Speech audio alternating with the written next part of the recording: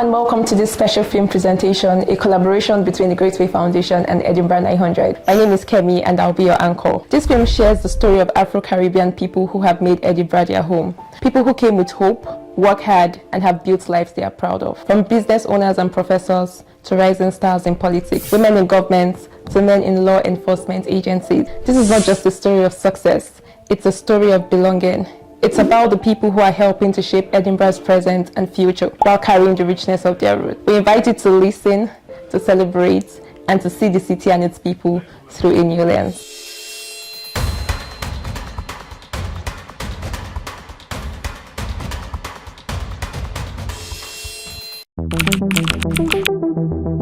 I'm Babs Oyenenyi. My name is Christiana Timi Larogumola. My name is Benga Bikunle.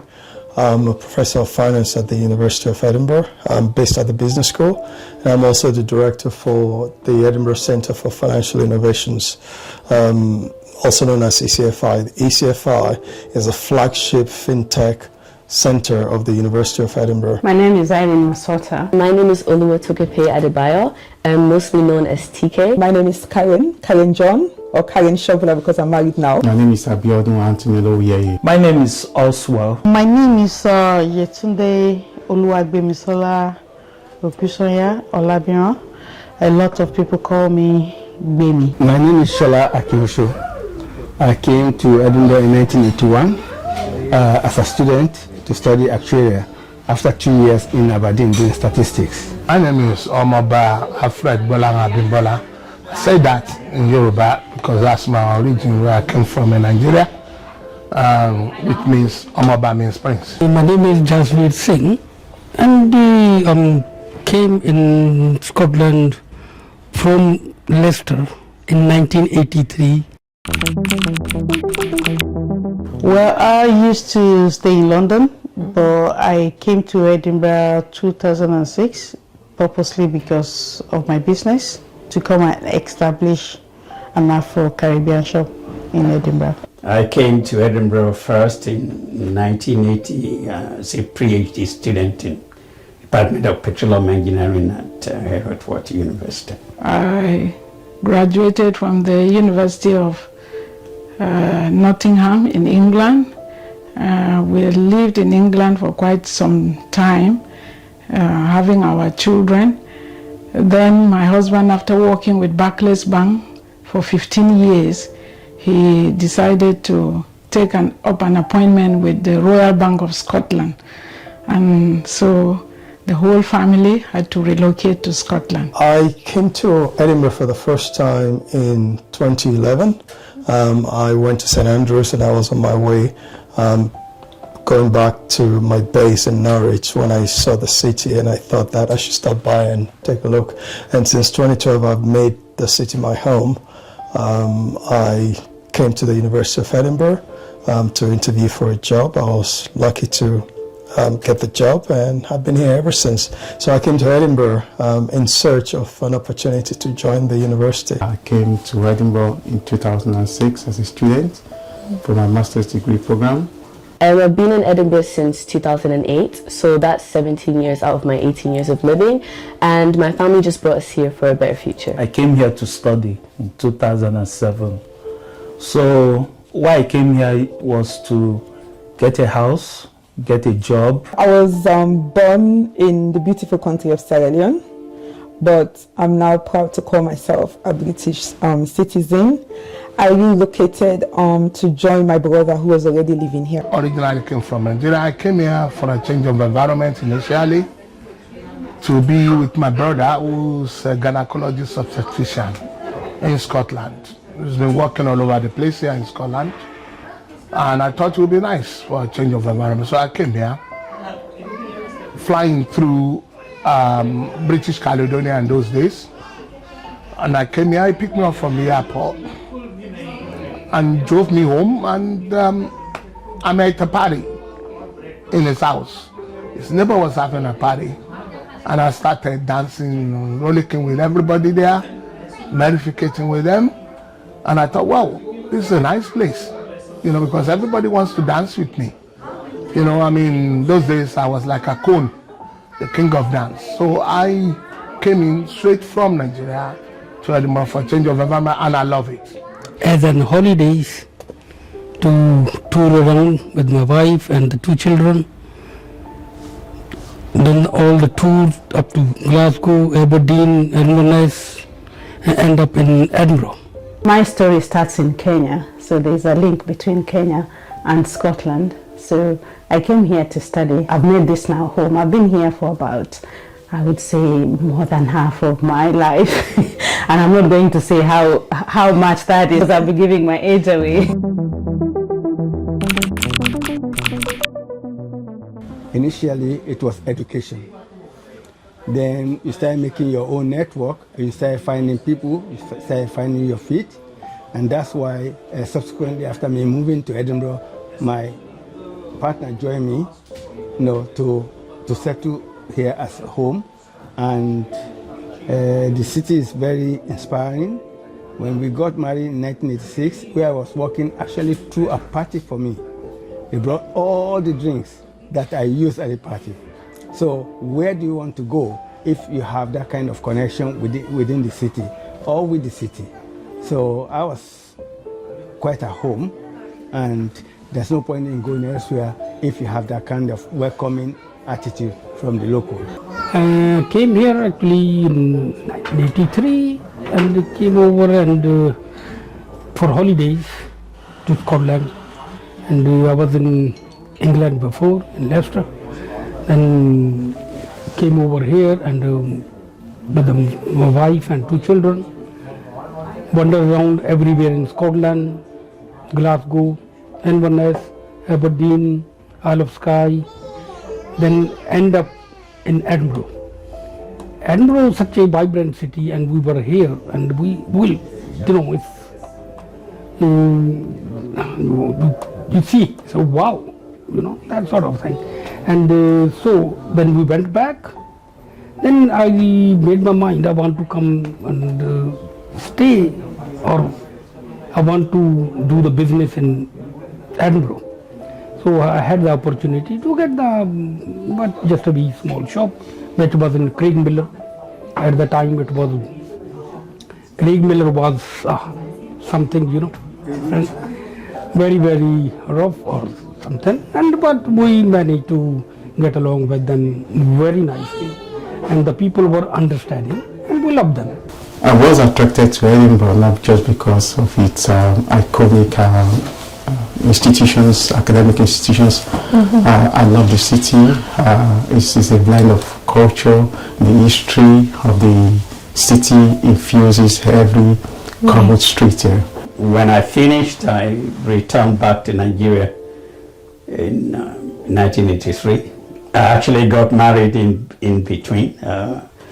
Before I finished, my first daughter was born in Edinburgh here. Nice. And I came over here. We returned to Nigeria in '83.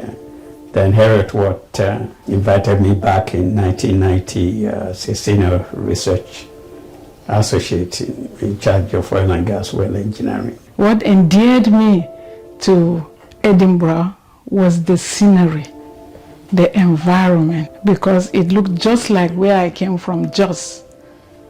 It's mountainous and it's just beautiful. And since settling and living in Edinburgh, I've enjoyed the peace of the people. The people are quite lovely, they are straightforward, and I've enjoyed my workplace, I've enjoyed my colleagues, working with them, and I think that Edinburgh is a beautiful city. In 2006, there is not much African people, and there is no African shop where we sell African food and African grocery. So I came purposely to Edinburgh to come and establish my African shop. So then, as far as back in 2006, so we are the first Africa or Afro-Caribbean shop that serves the community then. More than anything else, the people are the most attractive part of the city. They're very welcoming, and I'm not just referring to to the locals alone, to the indigenous Scottish people. Of course, they are extremely welcoming, but I'm talking about the whole city, the different kinds of people that have made the city their home, and coming together, creating an atmosphere that is very welcoming.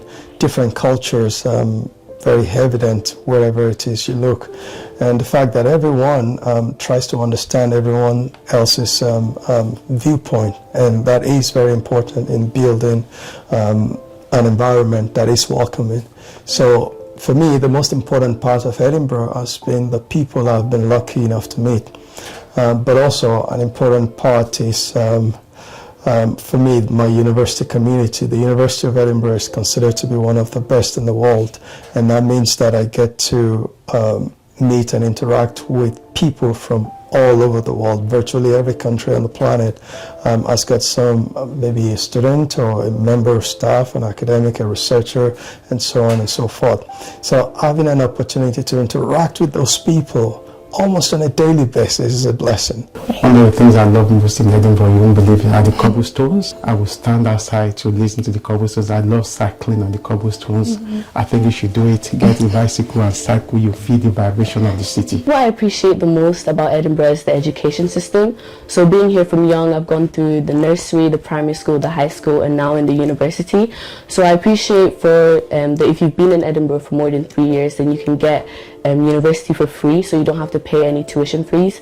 And I think that's a great initiative to employ young people to pursue the careers that they want to go in and the things that they want to achieve, and it allows finances to not be something that is blocking them. And yeah, I think that's a really good initiative, and I appreciate that about Scotland. I think it's the diversity in the city.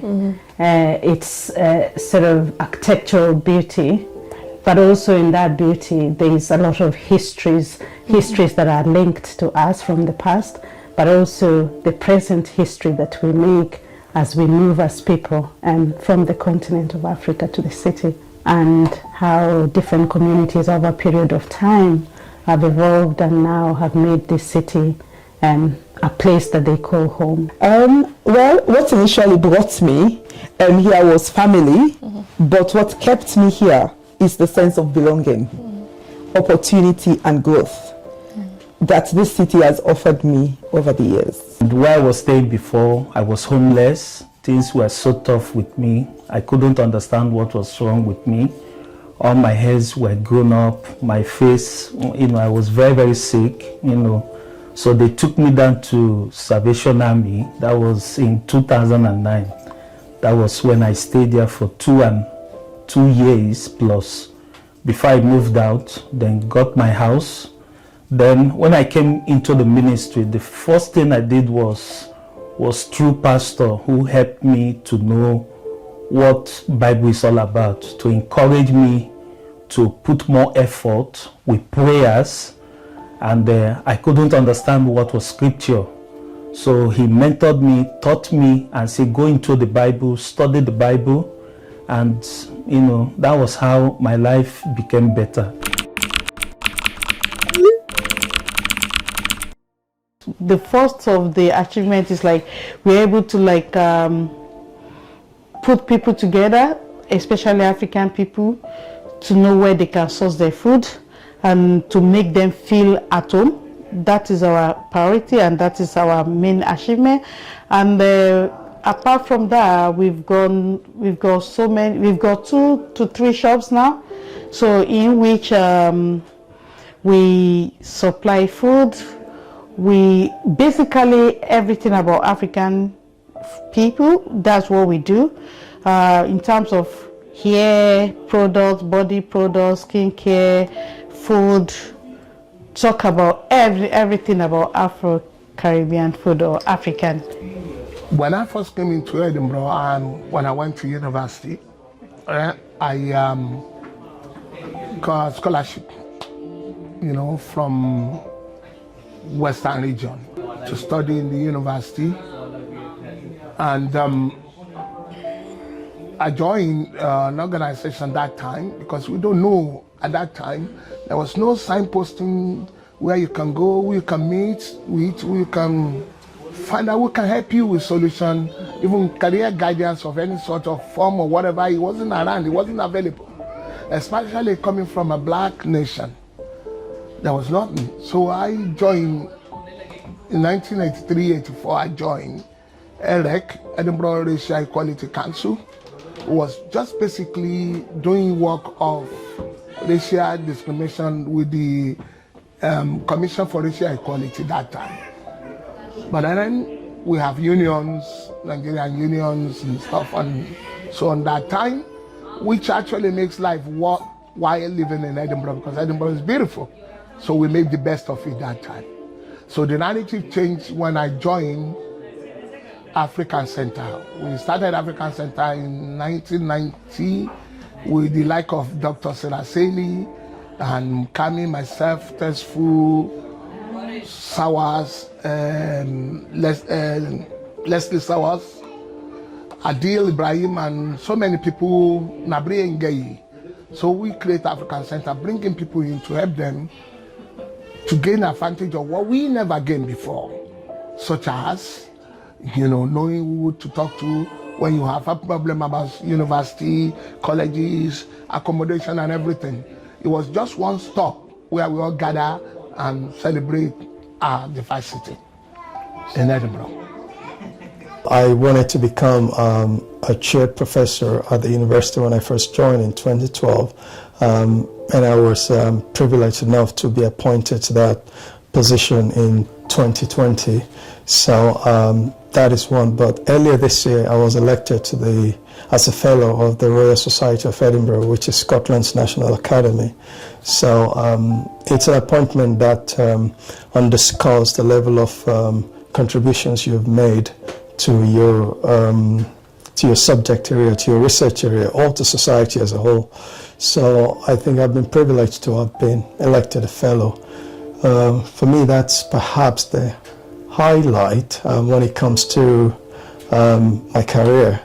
In terms of highlight, generally, I'd say the birth of my son. I have reached a lot of achievement, a lot more than I do expect in my own lifetime. For example, I made a lot of connection through my business because I was working and I became self-employed. I came across people from different parts of the world, India, Chinese, Bangladeshi, Pakistanis, Italian, Iraqis and everything, who are my clients. I've been able to integrate into other communities or subgroups of ethnic minorities within Edinburgh, and that actually served me well through my business. I made money, and everything was good. I connected with the Edinburgh Chamber of Commerce through EE, ethnic minority setup, where we can help people develop their business, give them business plan, give them solicitor, give them accountant, show them how to start their own business. We took that upon ourselves to try and teach them so that they can become somebody within the community and be self-sufficient. Edinburgh is my home, and I really thank God for what I am today, and I'm so grateful to God. Success might mean different things to different people. So for me, really, what I consider to be successful is being able to use my voice, to advocate, for different issues that affect our communities, but also to use my voice to create opportunities for collaboration, and to use my voice to be able to speak for those perhaps who are not able to do that. And I was really delighted, and I saw it as a great honor to be asked to chair the Edinburgh Slavery and Implementation Review Group. And I think this is really significant because it shows that those people who came before us had already laid the foundation in terms of doing this work. And it would be really remiss of me not to mention that this work happened because of Sir Jeff Palmer, who's been a great advocate for this work.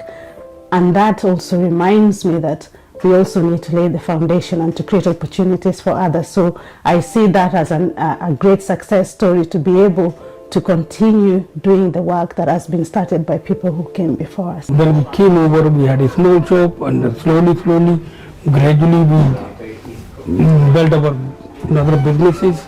In the moment now, in these past 42, 43 years, we made such a good business here.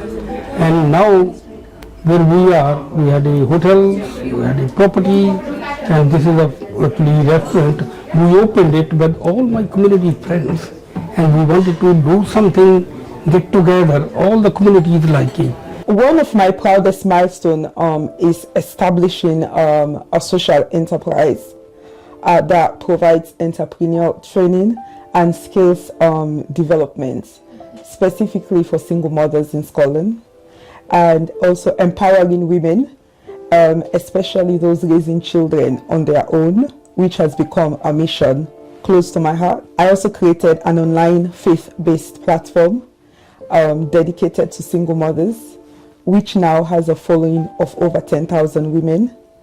This platform equips and empowers women to discover their identity in Christ, embrace their purpose, and walk boldly in their faith. And then my third milestone, I've written 3 inspirational books, The Mindset Shift, The Journey to Christian Identity, Discovering Who You Are in Christ, and also Embracing the Unknown, a guide to finding hope and purpose as a single parent.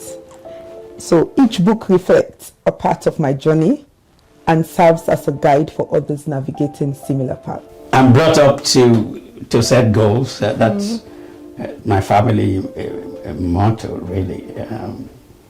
And the fact is, in my family, when you then commit your mission and goals to God, then anything is possible. And with Herod Watt, I think I made my landmark.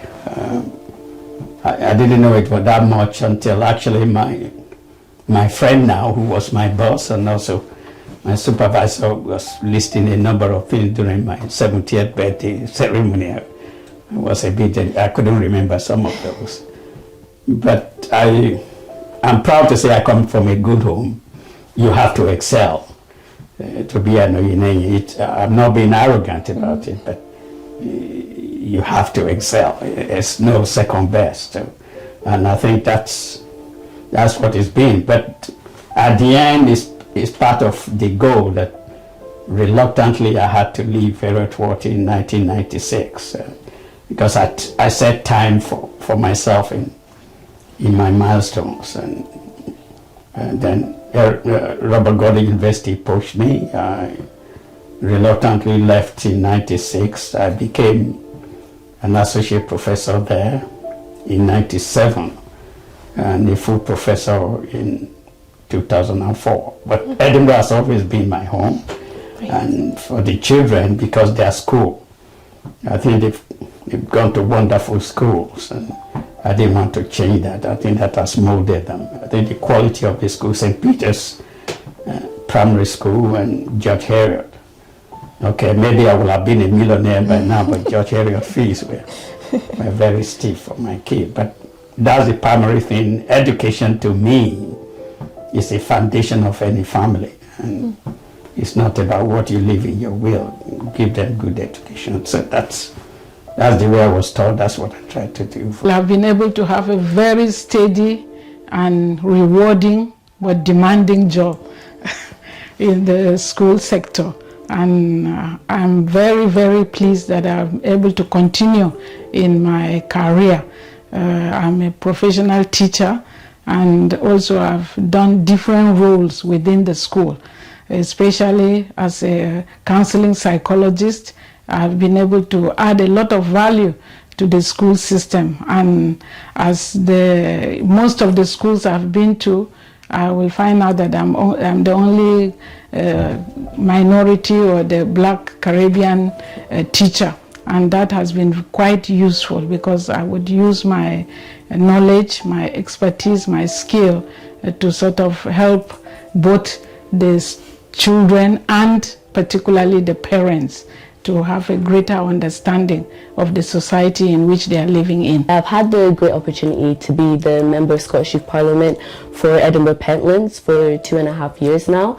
And yeah, through then I've been advocating for my constituency, the people of Edinburgh and Scotland as a whole. So some of the things I've been able to do was with some other MSYPs, we did the Right Way project. And basically we just created materials and tools for officials and government leaders to be able to engage with youth meaningfully. So that way that they were actually including the youth with the things that they wanted to do, and not just being a token that, oh, they've spoken to the youth, but actually taking on what they've said and implementing that into like the establishments or the institutions that they're looking to create. And that was based on the Article 12 of the UNCRC. Which is about young people having a voice and that voice being heard, and the ability for those in leadership roles to take on what the youth have said.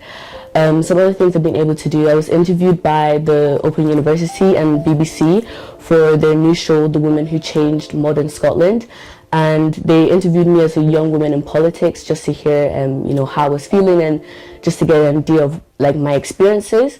And I just used that as an opportunity to highlight the lack of Black and people of color in politics. And yeah, I used that to tell them that, you know, if there was more Black and women of color in politic roles and other leadership roles, then us the youth would feel more inspired and believe we have a better opportunity of being in those roles as well.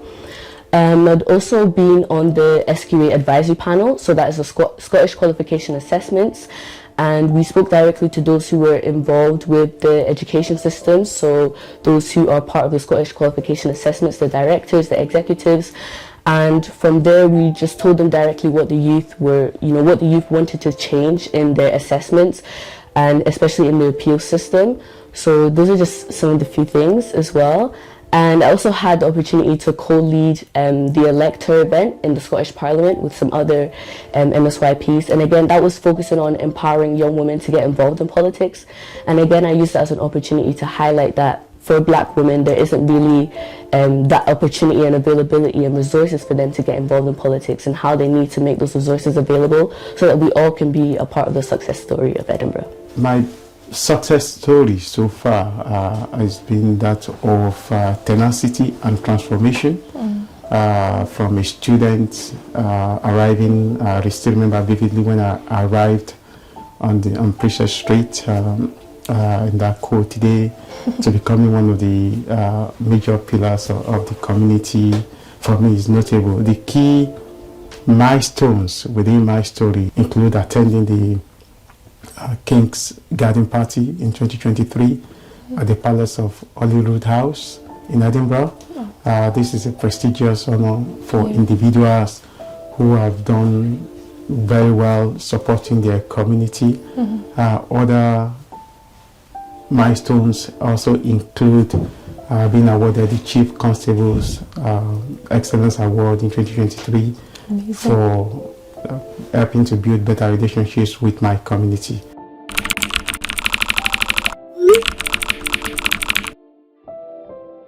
The masterstroke for Edinburgh is a blend of the old and the new town. I would advise everyone go and see where the new town and the old town where they blended, but that is not the beauty. The beauty of Edinburgh is in its people and the strength of the community. My advice to anyone is to integrate and immerse yourself within the community. When I came here, I've been a special constable for almost 9 years now, with the sole aim of integration and helping my community to better integrate into Scotland. So there was free entrance to museum, National Museum of Scotland, everywhere, but they stopped it, so there was no funding. So I contributed by writing this book here, captioned with some professors of archaeology, because I studied a little bit of archaeology in Edinburgh University that time. So I did a lot of stuff. So I've got 8 captions. And I wrote the book with some professors from America, from all over the world, in this book called Heaven and Hell and the Other Side of the Dead, to help the museum to raise money so that people can be coming freely out with the government's assistance. I would like to say to my people here, who are here to take advantage of what is here in Scotland. There's so many opportunities here that anybody can take advantage of. because people are friendly. It's a nice place to study.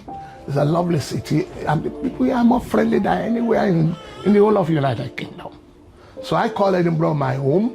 I've lived here more than I've lived in Nigeria, and I love this place. Edinburgh is home. I think it's important to have a sense of awareness, your own awareness, and this also goes across culture. To understand the culture, sometimes it's something that can bring us together, but also it can be very divisive in its way. To listen, to have empathy for others, and especially people who may be different from us, and to find opportunities to cross boundaries, and this could be boundaries across gender, age, race, and how you transcend those boundaries. And I was delighted to speak to the young parliamentarian here, because that allows me also to really cross those boundaries, understand different motivations of different generations. So that being able to cross boundaries then creates pathways for us to have dialogue and discussion. But if you can make it in Edinburgh, you can make it anywhere in the world. Because if you put into it, you get it, what you put in. Now if you put garbage in, you get garbage out. But if you actually put your shoulder to the wheels, you will get something, and you'll be able to establish yourself, and you don't have to manifest yourself in any other corrupt practices. What I would say is, to be present somewhere is to be fully observant in the land where you currently reside. Even if your mind still feels connected to your home country, do your best to focus in the new environment and the nation you are in now, because integration begins with intention, presence, and purpose. For me, an important part of my life has been the opportunity to do work that is worth doing. So when someone joins a new community, you have to view it as an opportunity to contribute to that community, because you must have been attracted to it in the first place for some reasons. And once you're attracted to it, you need to realize that some people work to make the community attractive enough for you to want to be part of it. So my advice would be to contribute in such a way that enhances the attractiveness of the community that one finds oneself. To just be confident, be yourself, stand up and stand out. There will always be people who doubt your abilities of success or moving forward, and you can't let that hold you back. And I'll just leave you with a quote from Michelle Obama's Becoming that says, "If you don't get out there and define yourself, you'll be quickly and inaccurately defined by others." So yeah, the main point there is don't let other people tell you who you are. You should really just go out there and pursue what it is that you are hoping for. Thank you. My advice for people is to be focused, and they should know what they are doing and what they want, and because there's so many things that they can invest on or they can do. When it comes to African people, there's so many needs. African people come in, they can also invest in order to encourage people, to make people feel at home. So people that want to come into business, they will need to be focused. They need to have vision, mission, and ambition, and they have to know what exactly and how to make everything come to reality and be successful in life. But once you set your goal, and what I tell people is you walk towards that goal. Don't let the noise bother you. Set your goal, walk towards the goal. And especially here where there is racism, there will be discrimination. There was discrimination in my time. And what I tell people, because I was in academia, if you are expected to, you need to know what it requires for you to get to the next level. That is your responsibility, not that of your employer. You need to know that. And I don't like excuses to, because I'm a Nigerian. No, know what is, then give twice or three times that.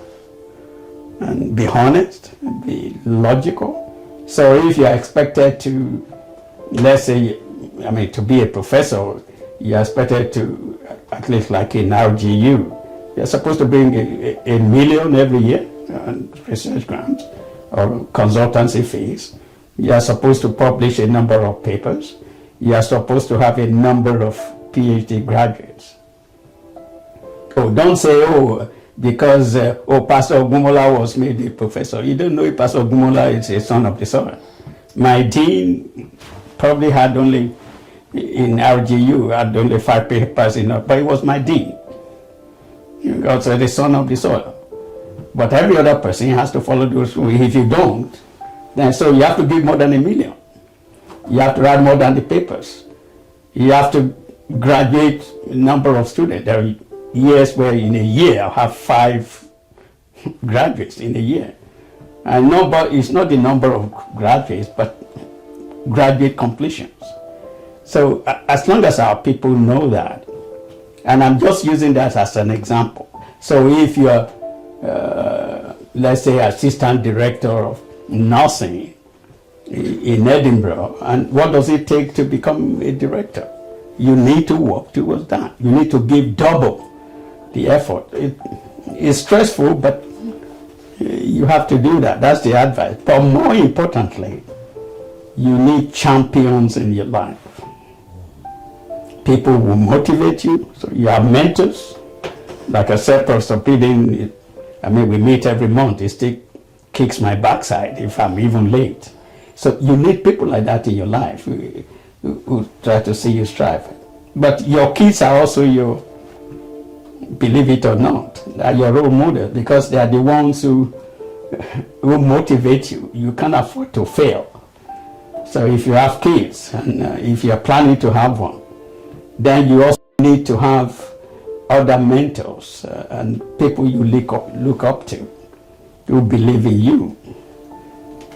Believe it or not, Pastor Ogumola here, I might confess to him, I'm not being patronizing. Though sometimes I find it embarrassing, but I can see that the fact that he's proud of me in what I've done, I can't afford to fail him. So I count him as a mentor. And there are other friends like Shala, my friend.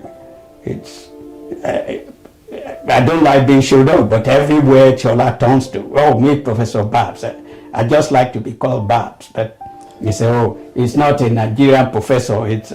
And then that to me, I just find it uncomfortable. But you need people like that, so you can't let them down. And because they respect you, you can't go out in the street and be getting drunk. And so you need such role models. Edinburgh community is a rich multicultural community, but there is need for people on both sides, both the mainstream and both those who are coming in, to have a balanced understanding, a bigger picture of the whole issue of cohesiveness and proper integration, proper respect for each community.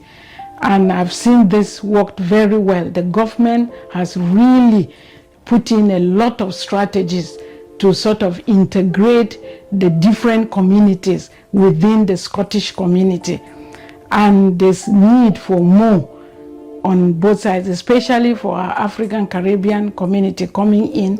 There's need for them to understand, to first of all take time to study their environment, take time to find out where they will give in more value, to have the mindset of giving their best. And also the wider society, the Scottish society should also understand the African community with their diverse cultural norms and customs and ways of life, and to understand different attitudes that they may come with.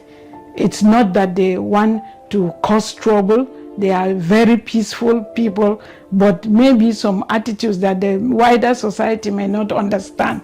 They need to understand them in that line. But overall, the hallmark of the Scottish society has been that it is a peaceful society. They are friendly people, and the African Caribbean community have been able to really make Scotland our home and mean it.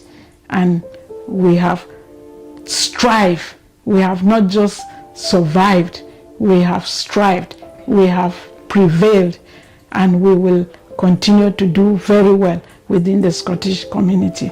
Thank you.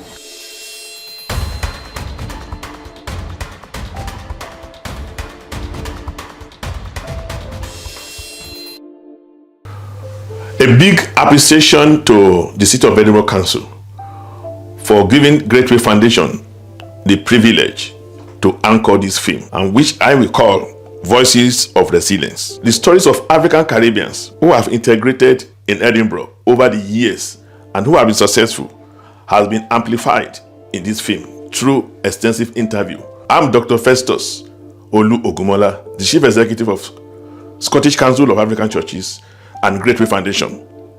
This project has been anchored by some professionals on behalf of the council so that we can capture the sources, the factors surrounding the integration of the African Caribbeans in Edinburgh. There are some methodologies we adopted.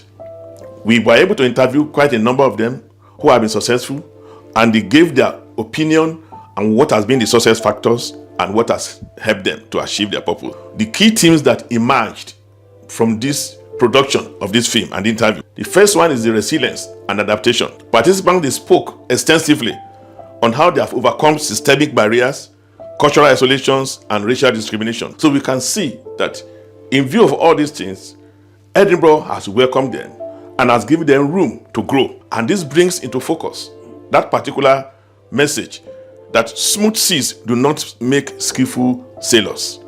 Now, on the area of cultural pride and heritage, there has been an establishment of a deep connection between the African and Caribbeans and the people of Scotland in Edinburgh.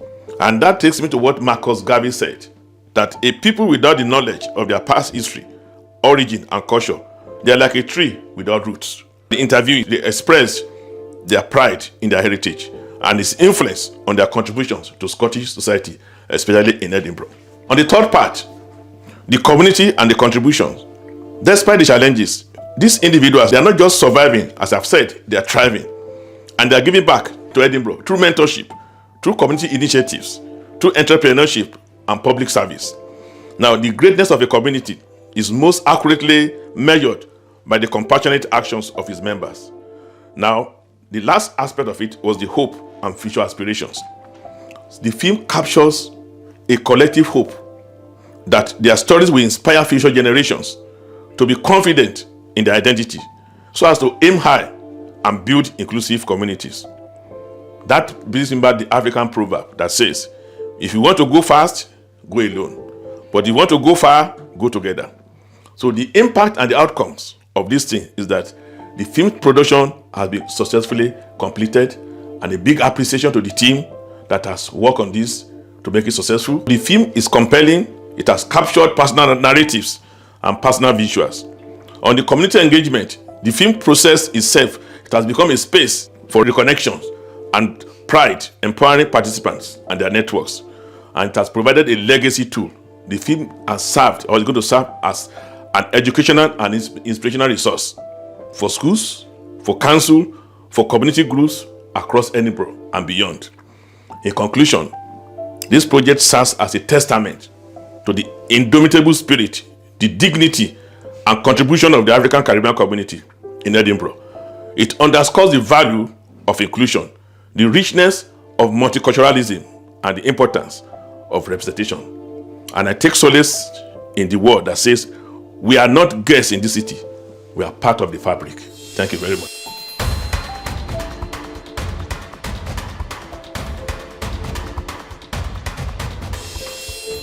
As we close, we reflect on these stories you have just heard. These are stories of courage, perseverance, and deep connection to culture, to community, and to this city we call home. We believe that telling these stories not only honors the past, but also paves the way for a more inclusive future. To those who have shared their journey with us, thank you.